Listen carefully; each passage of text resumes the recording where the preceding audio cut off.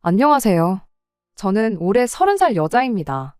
학교 다닐 때 성적은 전교 등수에 들어가는 상위권이었지만 집안 환경이 어려웠던지라 원하던 대학교에 진학하는 걸 포기하고 전문대에 들어갔어요. 2년 짧은 대학 생활하면서 아르바이트도 쉬어본 적이 없었습니다.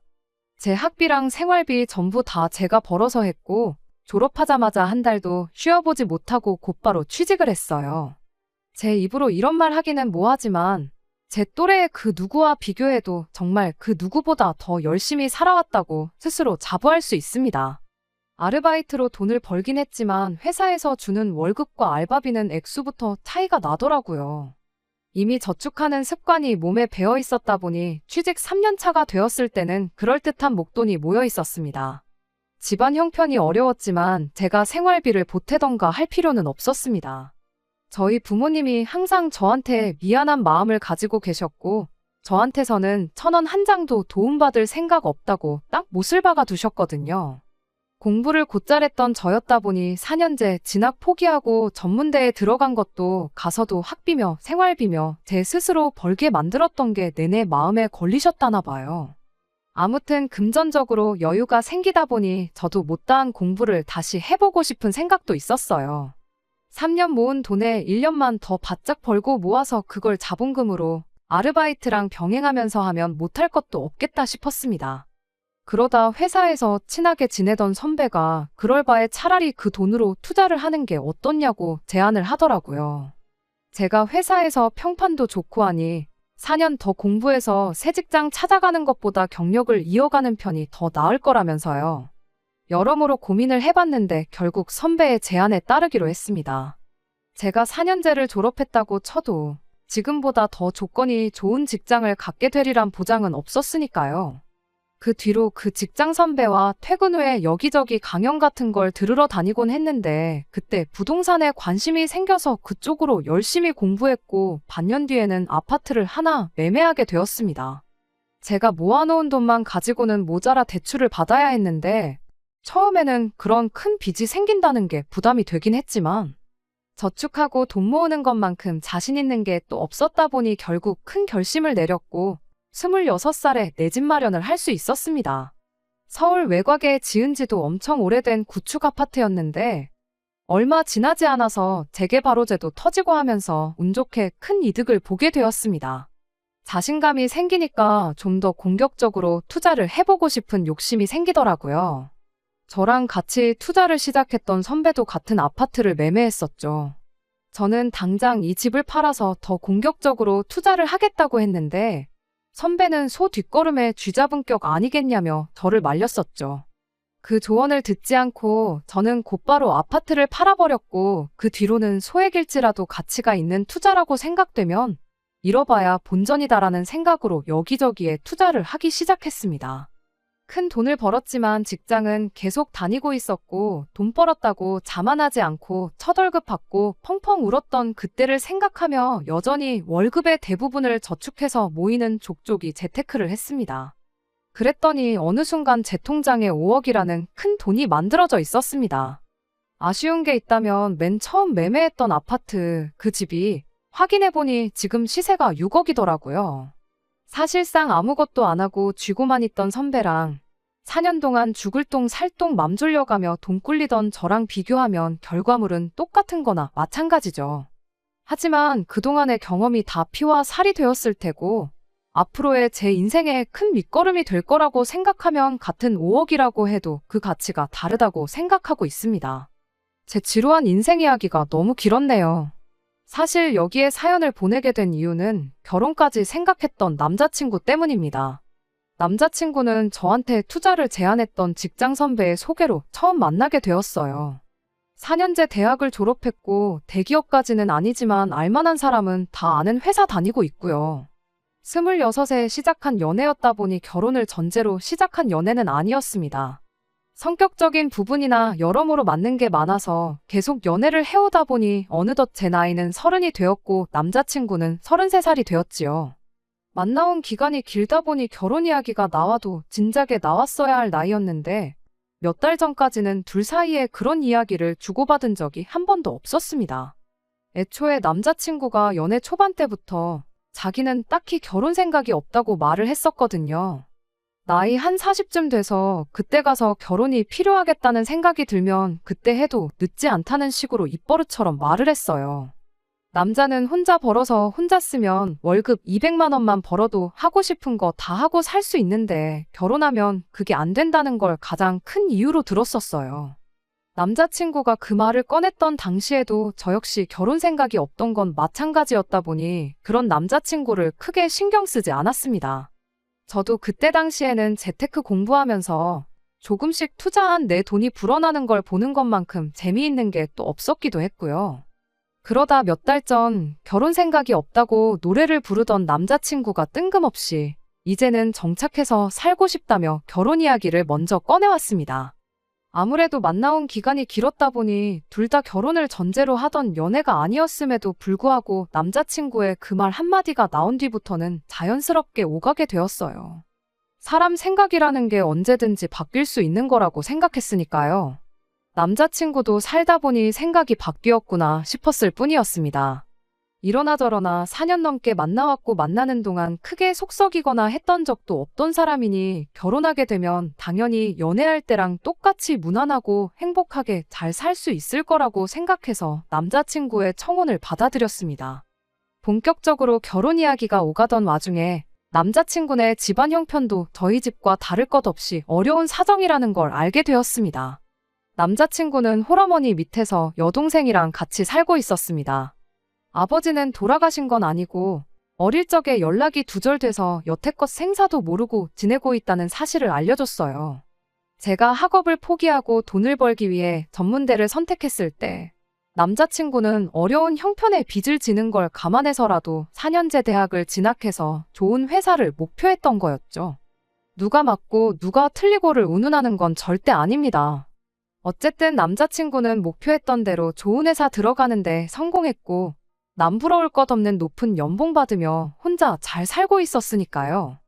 제가 재테크로 큰 돈을 벌지 못했다면 당연히 4년제 대학을 포기한 제 인생을 후회하고 있을지도 모르는 일이었을 거라 생각했고 어려운 집안 형편에도 보란듯이 잘 살고 있는 저희 두 사람이 결혼을 하면 분명히 더 잘 살 수 있겠구나 막연하게 그렇게 생각을 하기도 했습니다. 그런데 충격적인 사실을 하나 알게 되었습니다. 앞자리 숫자가 두 자리나 다를 정도로 차이나던 남자친구의 연봉이 사실은 실속이 하나도 없는 숫자에 불과하다는 사실을 말이죠. 연봉을 저한테 속였던 건 아니었어요. 까놓고 보니 모아놓은 돈이 거의 없다시피 한 상황이었거든요. 회사는 저를 만나기 전부터 다니고 있었고 연애도 4년을 함께 해왔는데 그 긴 시간 동안 1년에 1,000만 원도 저금을 안 했더라고요. 어쩌다 그 큰 돈을 연봉으로 받으면서 돈 한 푼 제대로 못 모았나 싶었는데 남자친구가 집안에 대들보 노릇을 하느라 그랬다는 사실을 알게 된 거예요. 학교 들어가면서 공부하는 동안 생긴 빚 갚는데 일부분, 그리고 새가족 생활비에 여동생 학비까지 전부 남자친구가 취직한 이래로 남자친구 주머니에서 나가고 있던 상황이었더라고요. 돈이 모일래야 모일 수 없는 상황이었죠. 지금 다시 생각해보면 남자친구가 결혼은 40 넘어서 하고 싶다고 했던 말이 아무래도 이런 자기 처지를 누구보다 잘 알고 있었기에 꺼냈던 말이 아닐까 싶습니다. 그 사실을 안 뒤로부터는 결혼이 현실이라는 말이 와닿기 시작했어요. 지금이야 시간을 돌릴 수만 있다면 이때 이 사실을 알게 되었을 때 시원하게 결혼 이야기도 없던 걸로 하고 그만 만나자고 했을 테지만 그때 당시에는 4년 연애한 시간도 시간이고 모아놓은 돈이 없다고 해서 청혼 받아들인 지 한 달도 안 돼서 결혼을 무르자고 말을 꺼낼 자신도 없었지요. 그저 긍정적인 부분만 생각하는 거 말곤 말이에요. 더군다나 제가 여태껏 모아놓은 돈에 대해서는 남자친구한테 단 한 번도 말을 꺼낸 적이 없었다 보니 나보다 모아놓은 돈이 없다는 이유만 가지고 결혼을 무르자고 할 수도 없던 상황이기도 했네요. 그래도 긍정적인 방향으로 생각하다 보니 어떻게 잘만 해보면 이 결혼이 무조건 나쁘지 않겠다 하는 생각이 들기도 했습니다. 이러나 저러나 남자친구가 저보다 높은 연봉을 받고 있는 건 사실이었으니까요. 제 돈으로, 제 명의로 집 구해서 신혼살림 차리고 결혼식도 조촐하게 하고 허례허식 생략하고 신혼여행도 가까운 제주도나 일본 정도 다녀오면 결혼 비용도 많이 아낄 수 있겠다는 계산이었어요. 여의치 않으면 신혼여행은 또 안 가버리면 그만이었고요. 생활비는 제 월급으로 어떻게 해보고 남편 월급은 고스란히 저축해서 목돈이 되면 재테크를 하는 식으로 한다면 어쨌든 투자를 할 목돈은 지금보다 훨씬 빠르게 모일 테니 몇 년 뒤면 그 돈도 메꾸지 않겠나 하는 계산이었어요. 긍정적인 것만 생각하자는 건 저뿐만이 아니라 남자친구도 마찬가지였지요. 다만 현실적인 부분을 생각하는 게 아니고 계속 뜬구름 잡는 이야기만 하는 게 문제였어요. 요즘 출산율 때문에 나라가 망한다느니 어쩐다느니 하는 뉴스만 나오는데 아이는 한 셋쯤 낳아야지 나라에 이바지할 수 있는 거 아니냐. 나는 딸만 셋이든 아들만 셋이든 상관없다고. 그냥 하늘이 보내준 천사라고 생각하고 사랑으로 키우자 하는 그런 뜬구름 잡는 이야기 말이죠. 안 그래도 하루하루 지나갈수록 아무리 긍정적인 부분만 보려고 노력하고 있었다고 하지만 이 결혼에 대한 확신이 점점 더 옅어져만 가는데 남자친구는 속도 없이 저런 뜬구름 잡는 소리나 하고 있으니 저도 그 말에는 신경질적으로 나갈 수밖에 없었습니다.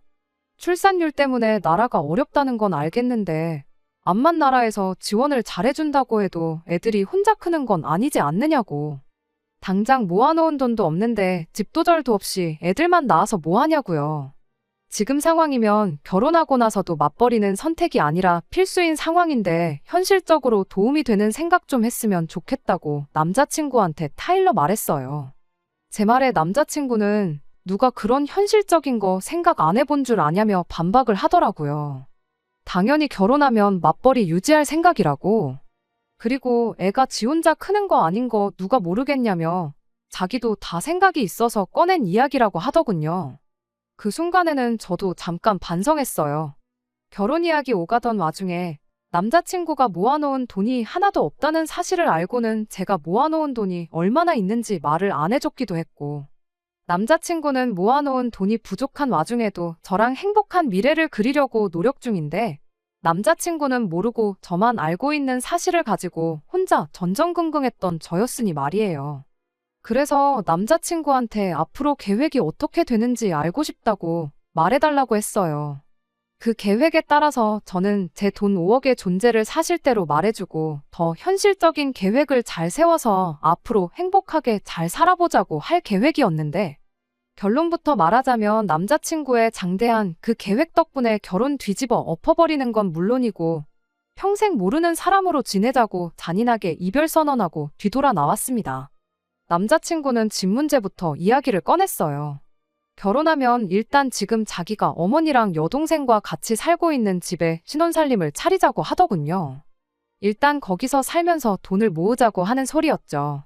남자친구네는 거실 딸린 방 2개짜리 17평 아파트에 방 2개는 각각 어머님이랑 여동생이 쓰고 있는 상황이었어요. 남자친구는 거실에 침대 놓고 파티션 같은 걸로 가벽을 세워서 거실을 방처럼 쓰고 있었다고 합니다. 17평 아파트 거실이 넓어봐야 얼마나 넓겠어요. 제 나름대로 부동산 공부를 열심히 했다 보니 아파트 구조에 대해서도 나름 빠삭한 편이었다 보니 안 봐도 그림이 다 그려지더라고요. 그래서 곧바로 따져 물었어요. 거실에 침대 하나랑 책상 하나 들어가 있는 게 고작 아니냐고. 애초에 17평 아파트에 지금 셋이서 사는 것도 미어 터지지 않냐. 그런데 지금 그 집에 나까지 들어가서 살자는 거냐 한마디 했죠. 그러자 남자친구가 마치 제 입에서 그 말이 나오길 기다렸다는 듯이 곧바로 대답을 하더라고요. 그럼 집을 새로 알아보는 게 어떻겠냐고 하면서 지금 가족들하고 살고 있는 집이 어머니 명의로 되어 있는 전세인데 보증금을 빼면 1억 5천 정도 나온다고. 그러면 그 돈 합쳐서 6억 5천 정도 하는 집을 알아보면 어떻겠냐고 하는 겁니다. 그 정도 돈이면 위치 괜찮은 곳에 전세로 들어갈 수도 있고 아니면 서울 외곽의 구축 아파트 평수 넓은 아파트도 하나 구할 수 있지 않겠냐면서 말이에요. 방이 3개짜리고 4개짜리고 30평 되고 40평 되고 그런 게 중요한 게 아니었어요. 그 말을 듣는 순간 구체적인 액수를 정해놓은 사실을 두고 안 좋은 촉이 오기 시작했습니다. 새로 구해보자는 그 집이 어머님 전세금을 빼면 제가 모아놓은 돈하고 딱 맞아 떨어지는 금액이었으니까요. 애초에 6억이면 6억, 7억이면 7억이라고 하지. 콕 집어서 6억 5천이라고 하는데 그 순간에는 제가 아니라 그 누구였을지라도 저랑 똑같이 의심부터 했을 거라고 생각합니다. 그래도 속단은 하지 말자는 생각에 남자친구한테 떠보듯이 이야기를 꺼냈어요. 그런데 왜 자꾸 가족들하고 같이 살 생각만 하느냐 먼저 물어봤죠. 남자친구는 육아 때문에 그렇다고 대답을 하더군요. 아이 태어나면 어머니한테 아이를 봐달라고 할 것이고 그러면 맞벌이도 계속 할 수 있지 않겠냐며 무조건 어머니랑 같이 사는 게 이득이라고 저를 설득하려 들었습니다. 동생은 졸업하고 취직하면 독립해 나갈 건데 그때까지만 같이 살게 해주자고 했고요. 그래서 저도 당장 태어나지도 않을 아이를 가지고 그러지 말고 아니면 차라리 단칸방에 월세로 시작해보는 건 어떠냐고 물어봤죠. 어차피 거실에 가벽 세우고 신혼생활 할 생각이 있었으면 단칸방에서 시작하는 건 어떠냐 하고 물었는데 남자친구는 5억이나 있는데 왜 단칸방 이야기를 하냐고 대답을 하더니 자기도 아차 싶었는지 낭패다 하는 표정을 짓더군요. 알고 보니 남자친구는 제가 모아놓은 돈의 존재를 알고 있던 거였어요.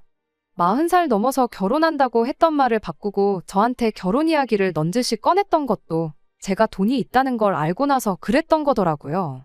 어떻게 알았냐고 물어보니 제 직장 선배한테 들었다고 해요. 그렇다고 해서 자기가 제 돈을 노리고 저랑 결혼하자고 말을 꺼낸 건 아니랍니다. 결혼하고 싶다는 생각이 들 때쯤 해서 자기가 모아놓은 돈이고 뭐고 아무것도 없고 집안에 대들보 노릇을 하고 있는 게 마음에 걸렸다고 하더라고요.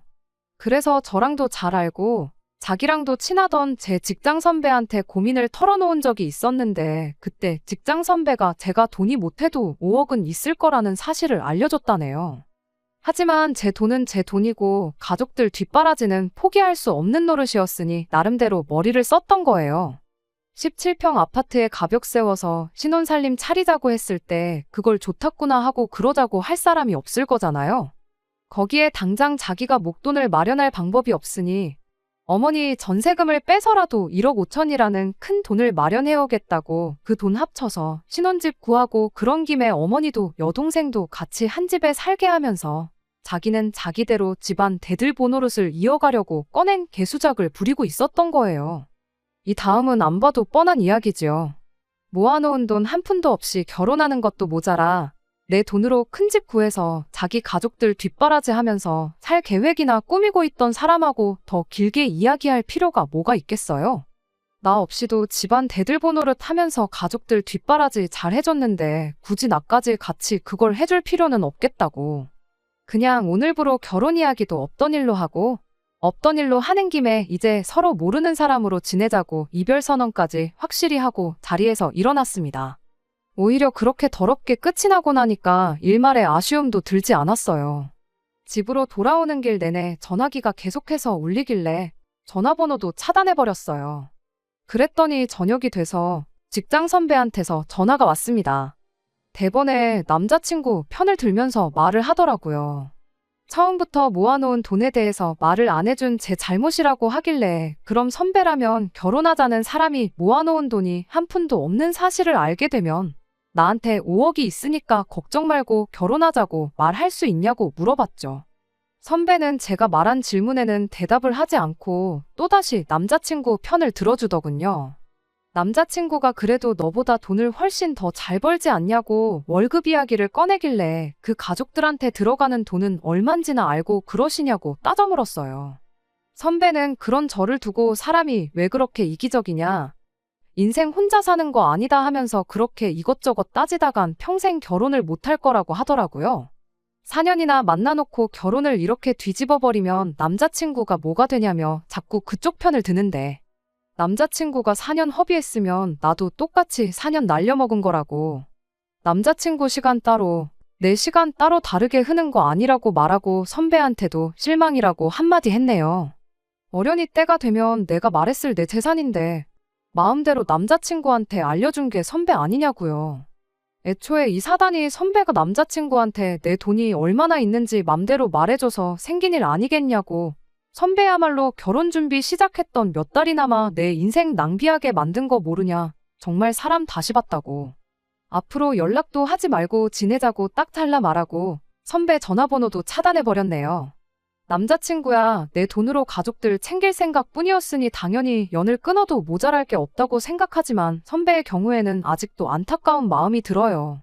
어쨌든 제가 돈을 이만큼 모을 수 있는데 가장 큰 영향을 끼치기도 한 사람이기도 하고, 제가 가족처럼 믿었던 사람이었다 보니 제 돈이 얼마나 있는지 가족들 다음으로 맨 처음 말해줬던 사람이기도 하거든요. 저희 어머니는 제 인생에 더 이상 도움 안 될 사람들 이번 기회로 잘 끊어낸 거라고 하시긴 하는데, 사실 아직도 마음이 조금 그렇긴 하네요. 끝까지 들어주셔서 감사합니다. 오늘의 사연은 여기까지입니다.